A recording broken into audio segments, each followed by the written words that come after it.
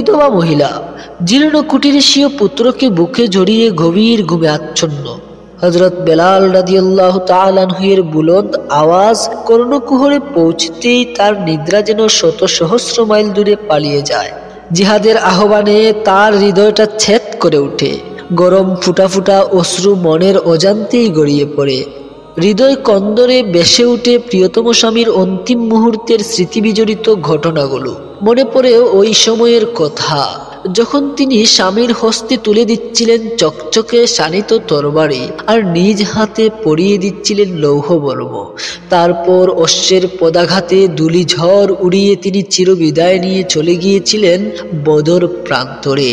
তারপর তিনি ফিরে এসেছিলেন শহীদের খুন রাঙা আবরণে। ওধরে লেগেছিল জান্নাতি হাসির অপূর্ব ঝলক। প্রতিটি রক্তকণিকা থেকে চারিদিকে ছড়িয়ে পড়ছিল বেহেশতি খুশবু। শহীদের অমীয় সুধা পান করে তিনি আজ দূরে, বহু দূরে, জান্নাতের মনোরম উদ্যানে। কিন্তু আমি বুঝি চিরবিরহিণী, চিরদুঃখিনী। এভাবে বেশ কিছুক্ষণ কল্পনার সাগরে সন্তরণের পর তার চক্ষুদয়ে নামল অশ্রুর বাণ। মনে মনে আফসোস করে বললেন, হায়, যদি আমার পুত্র সন্তানটি বড় হতো, তবে আজ তাকে জিহাদে পাঠিয়ে মুজাহিদের মা হওয়ার সৌভাগ্য অর্জন করতাম। ফুপানু কান্নার সকরণ সুর আর বাঁধ ভাঙা অশ্রুর উষ্ণ পরশে এতিম বালকটির ঘুম ভেঙে গেল। মায়ের চেহারা পানে চেয়ে হতবিহবল হয়ে মায়ের গলা জড়িয়ে ধরল সে। তারপর কান্না বিজড়িত কণ্ঠে বলল, মা, তুমি কাঁদছো? কি হয়েছে তোমার? এতটুকু বলে আবেগের আতিশয্যে তার কণ্ঠ রুদ্ধ হয়ে এলো। অষ্টদর কাঁপতে লাগলো। শত চেষ্টা করেও আর কিছু বলতে পারল না। মা ও ছেলেকে বুকে নিয়ে স্নেহের আবেশে কপালে চুমে খেলেন। গভীর মমতায় জড়িয়ে ধরে সস্নেহে মাথার চুলগুলো নাড়াচাড়া করতে করতে বললেন, বাবা, আজ ইসলামের বড় দুর্দিন।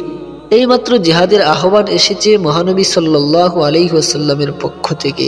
সমস্ত কাফেররা আদাজল খেয়ে মাঠে নেমেছে। তারা চায় ইসলাম ও মুসলমানদের নাম নিশানা পর্যন্ত মুছে ফেলতে। তোমার আব্বু বেঁচে থাকলে তাকে জিহাদে পাঠাতাম, কিন্তু তিনি তো বেঁচে নেই, আর তুমি অনেক ছোট। এ দুঃখেই আমি খাচ্ছি। বালকটি শান্ত অথচ গভীর কণ্ঠে বলল, এজন্য কি কাঁদতে হয় মা? আমি ছোট বলে আমাকে অবজ্ঞা করবেন না। কাফেরদের সাথে যুদ্ধ করার হিম্মত আমার আছে। অনুগ্রহ করে এখনই আমাকে রাসূল সাল্লাল্লাহু আলাইহি ওয়াসাল্লামের দরবারে নিয়ে চলুন। তিনি যদি আমাকে জিহাদের জন্য কবুল করেন, তবে তো আমাদের মহা সৌভাগ্য। আর বিলম্ব নয়, চলুন এখনই আমরা রওনা দেই।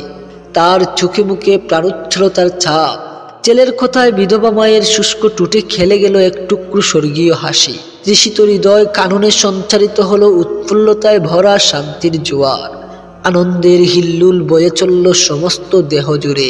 স্নেহের আতিশয্যে চুমুই চুমুই ভরে দিল তার সমস্ত মুখমণ্ডল। বাদ ফজর। মসজিদ চত্বরে অবতারণা হয় এক অপূর্ব দৃশ্যের। চারিদিক থেকে প্রবীণ মুজাহিদরা সমবেত হয়েছেন। সাথে সাথে রয়েছেন নবীন মুজাহিদরাও। তাদের মুখে স্নিগ্ধ হাসি, বুকে অসীম সাহস, হৃদয়ে উচ্ছ্বসিত উদ্যম। স্বয়ং রাসূল সাল্লাল্লাহু আলাইহি ওয়াসাল্লাম আজ তাদের সেনাপতি, আল্লাহ পাক পরিচালক। সুতরাং তাদের বিজয় রুখবে কে? রাসূল সাল্লাল্লাহু আলাইহি ওয়াসাল্লাম তাশরিফ আনলেন। শুরু হলো বাছাই পর্ব।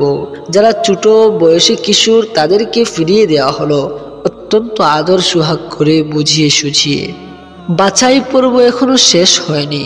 বিধবা মহিলা তার সন্তানকে নিয়ে রাসূল সাল্লাল্লাহু আলাইহি ওয়াসাল্লামের দরবারে উপস্থিত হলেন।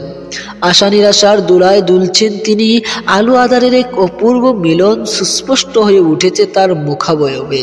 বললেন আবেগ ঝরিত কণ্ঠে, ইয়া রাসূলুল্লাহ, এ ছেলেটি আমার জীবনের একমাত্র সম্বল। আমার আর কোনো সন্তান নেই। এর পিতা বদরের যুদ্ধে শহীদ হয়েছেন। আমার হৃদয়ের একমাত্র তামান্না, একে আপনি জিহাদে নেবেন, যেন কিয়ামত দিবসে মহান আল্লাহর সামনে কেবল মুজাহিদের স্ত্রী হিসেবেই নয়, বরং মুজাহিদের মা হিসেবেও দণ্ডায়মান হতে পারি। বিধবা মহিলার কথায় রাসূল সাল্লাল্লাহু আলাইহি ওয়াসাল্লামের মুখমণ্ডলে মুচকি হাসির একটা বিদ্যুৎ চমক খেলে গেল। মুগ্ধ হলেন সমবেত মুজাহিদরাও। ভাবলেন ত্যাগের কি অপূর্ব নজির। বদর যুদ্ধে স্বামী শহীদ হয়েছেন, এখন আবার কলিজার টুকরা একমাত্র সন্তানকে জিহাদের জন্য নিয়ে এসেছেন। দ্বীনের জন্য এ কুরবানি সত্যিই প্রশংসার দাবি রাখে। পিতার শাহাদাতের কথা শুনে রাসূল সাল্লাল্লাহু আলাইহি ওয়াসাল্লাম আদর করে ছেলেটিকে কাছে টেনে নিলেন, স্নেহার্দ্র হাত মাথায় বুলিয়ে দিলেন, কপালে চুমু খেয়ে অশ্রুসিক্ত নয়নে বললেন, তুমি এখনো ছোট তাই না, আরেকটু বড় হও, তোমাকে অবশ্যই জেহাদে নেব, কেমন? রাসূল সাল্লাল্লাহু আলাইহি ওয়াসাল্লামের কথা শুনে ছেলেটি বলল, হে আল্লাহর রাসূল, রান্না করার সময় আম্মুকে দেখেছি প্রথমে তিনি ছোট ছোট লাকড়িগুলো চুলোয় আগে দেন।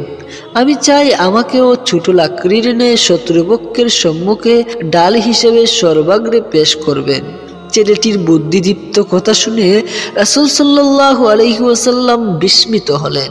অনুসন্ধিৎসু দৃষ্টি মেলে ক্ষণকাল তাকিয়ে রইলেন তার নিষ্পাপ মুখের দিকে। একরাশ প্রশান্তিতে ভরে উঠল তার হৃদয় মন। বললেন বিধবা মহিলাকে লক্ষ্য করে, যাও হে ভাগ্যবতী, আল্লাহ তোমার ছেলেকে কবুল করেছেন, তোমার প্রতি সন্তুষ্ট হয়েছেন। তুমি কিয়ামত দিবসে মুজাহিদের মায়ের কাতারেই থাকবে। আজকের মায়েরা নিজ নিজ কলিজার টুকরা সন্তানকে দ্বীনের জন্য কুরবানি দিতে প্রস্তুত থাকুক। এই হোক এই ঘটনার মূল শিক্ষা।